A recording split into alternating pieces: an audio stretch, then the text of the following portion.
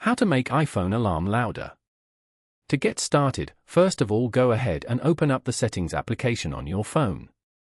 Once you're here, scroll down until you find the Accessibility option and tap on it. Here, scroll down and tap on Audio and Visual. Find the balance slider and make sure the white circle is positioned exactly in the center. Once you are done, go back to the Settings page. Again, scroll down and tap on Sounds and Haptics. Here, drag the slider of ringtone and alerts all the way to the right and set the volume to its maximum level. Again, go back to the Settings page. Scroll down to the end and tap on Apps. You can view all your phone apps over here.